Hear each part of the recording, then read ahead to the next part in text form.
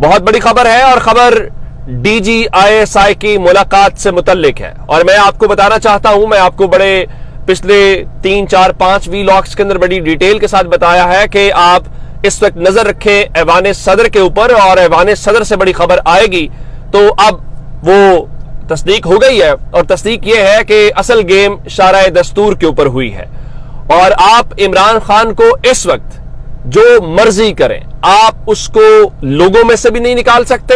مثال کے طور کے اوپر اگر پرویز خٹک جیسے لوگ آج یہ ٹی وی کے اوپر بیٹھ کے یہ بات کہیں کہ خیبر پختونخوا کے اندر تحریک انصاف اب بھی بہت طاقتور ہے، اگلے مرحلے میں کہیں جی میں توڑ کے دکھاؤں گا، تو پھر مان لیجئے اس پورے جبر، زور، طاقت کے استعمال کے باوجود لوگ ڈٹ کے کھڑے ہیں۔ یعنی اندازہ کیجئے کہ پاکستان کا میڈیا جو اس ملک کے اصل حکمران ہیں ان کے اشاروں پہ ناچ رہا ہے۔ وہ کہتے ہیں بیٹھ جاؤ، وہ لیٹ جاتے ہیں، وہ کہتے ہیں لیٹ جاؤ، وہ تلوے چاٹنا شروع کر دیتے ہیں، اس کو بھی چھوڑ دیتے ہیں۔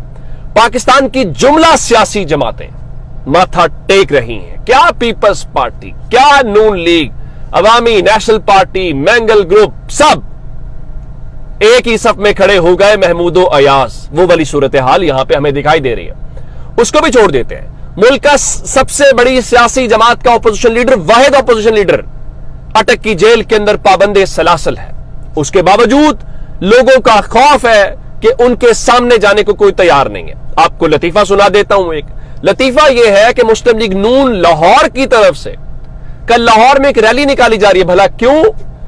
بجلی کے جو بلوں کے اندر اضافی ٹیکسز ہیں اس کے خلاف یوں لوگوں کو بے وقوف بنانے کی کوشش کی جا رہی ہے۔ مطلب کہ یہ بجلی کے بل مسلم لیگ نون کی اپنی حکومت کے جاری کردہ ہیں، لیکن وہ سمجھتے ہیں کہ ہم عوام کو بے وقوف بنا لیں گے، لیکن پھر ہمت اور جرت بھی نہیں ہوتی۔ اور پھر اگلی بات سنیے، اگلی بات یہ ہے کہ وہ صاحب جو ہے جن کو نگران وزیر اعظم بنایا گیا ہے وہ کہتے ہیں جی ملک میں کوئی بحران نہیں ہے۔ چند روز پہلے صاحب کہہ رہے تھے کہ لوگ اگر پاکستان چھوڑ کے جا رہے ہیں تو کیا ہوا؟ آج وہ فرما رہے ہیں، حاکم وقت نے فرمان جاری کیا ہے کہ پاکستان میں کوئی بحران نہیں ہے۔ جی کوئی بحران نہیں ہے۔ آج پاکستان ڈالر سرکاری سطح پہ بلند ترین سطح کے اوپر بند ہوا ہے، اوپن مارکیٹ کے اندر بلند ترین سطح کے اوپر بند ہوا ہے، پاکستان کی سٹاک ایکسچینج بدترین حالت کے اندر بند ہوئی ہے۔ اور اس کو بھی چھوڑ دیتے ہیں، خبر سنیے ذرا۔ ایکسپریس نیوز لکھتا ہے کہ پاکستان مہنگائی میں کے معاملے میں نائجیریا سے بھی آگے نکل گیا ہے، اس کو بھی چھوڑ دیتے ہیں۔